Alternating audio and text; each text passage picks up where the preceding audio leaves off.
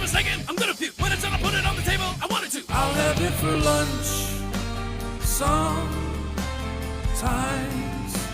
I'll have stuff on the side, like fries, but bacon needs no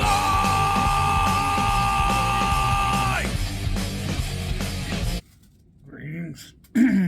Welcome back to Big Bacon's Bunker. I'm your host, Big Bacon. Today we're going to be looking at the G.I. Joe 50th Anniversary Blowtorch from the Swamp Heat set. This is the one that came with Crockmaster. So, sit back, relax, and enjoy the show. So we're going to start off with the accessories. We're going to look at the figure, gear him up, and get him up on the shelf. Now, first and foremost, he comes with this big old backpack. Nice looking fuel mix set up there. Lovely green color on the base. Peg in the back. And there's a peg hole here at the bottom.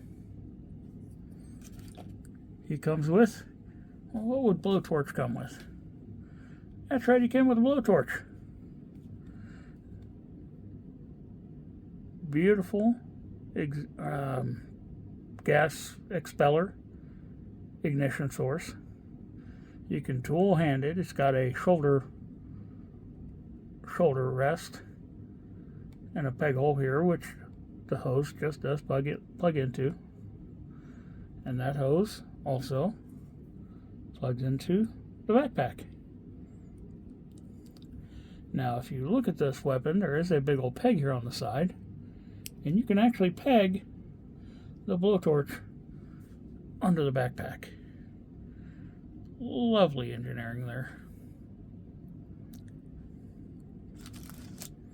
He comes with a small hand axe. Handle done in a kind of a reddish brown color. Head done in a nice metallic silver paint.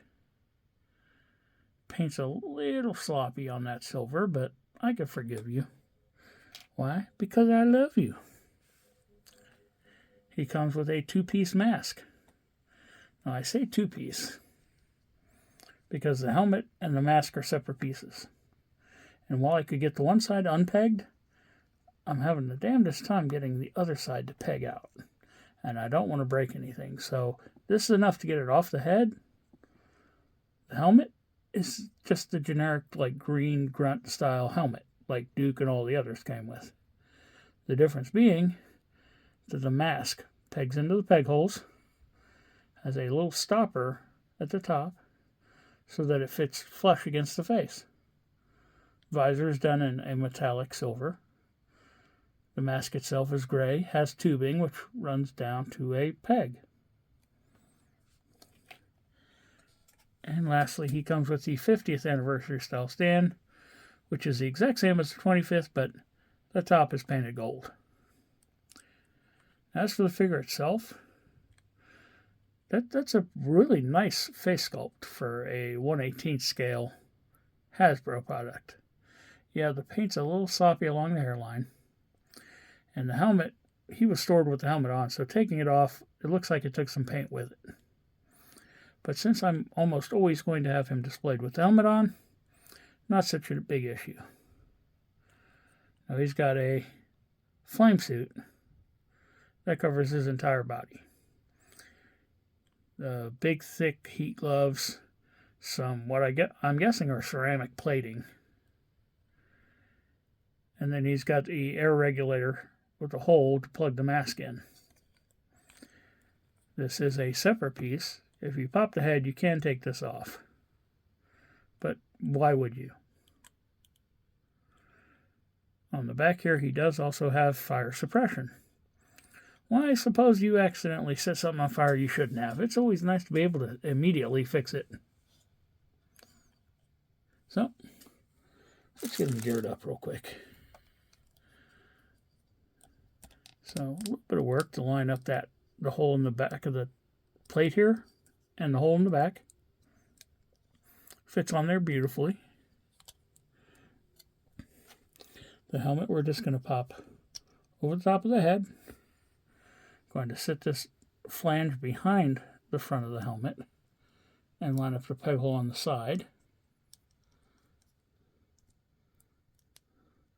A little bit of pressure will eventually drive that peg into the peg hole. And I fought so hard to get it out that now it's like, nah, bitch, you wanted me out, I'm out. Seems like it's in enough to hold.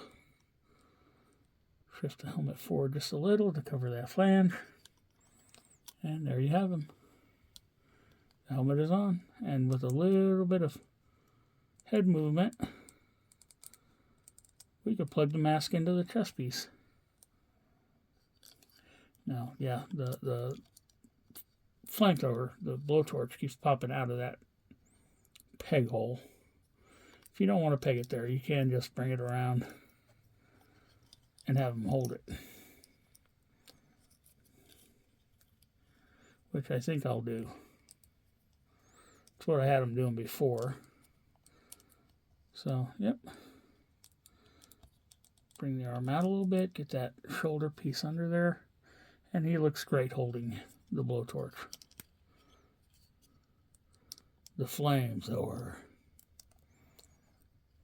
And that leaves one accessory, which has no way of pegging in anywhere.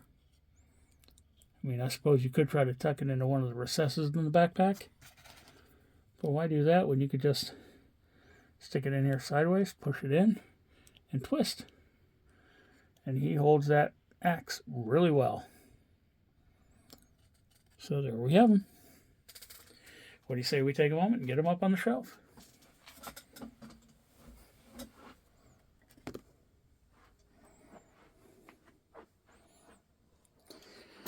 Okay.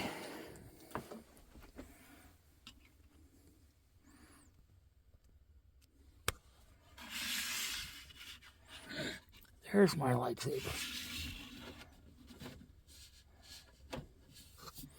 And there you have them. Once again, thanks for tuning in. Be sure to subscribe, like, share, comment, hit that notification bell. And now it's time for final thoughts. So, my final thoughts on the 50th Anniversary Blowtorch. That is the first and only blowtorch I've ever owned. Never had the vintage. The 25th anniversary one came out in like the final wave, I believe, which I was never able to find that last wave released. Hasbro has this wonderful habit of last wave they just won't send out to retailers. Don't know why. So I'm happy to have that one in my collection. It's not quite as garish as that yellow-red version. It's much more subdued. And I think that's very good for the character. So, once again, thanks for tuning in. Until next time, don't do anyone I wouldn't do. Biscuits and gravy. Whoa, whoa, whoa, biscuits and gravy. Talking about biscuits and gravy. And that gravy's divine.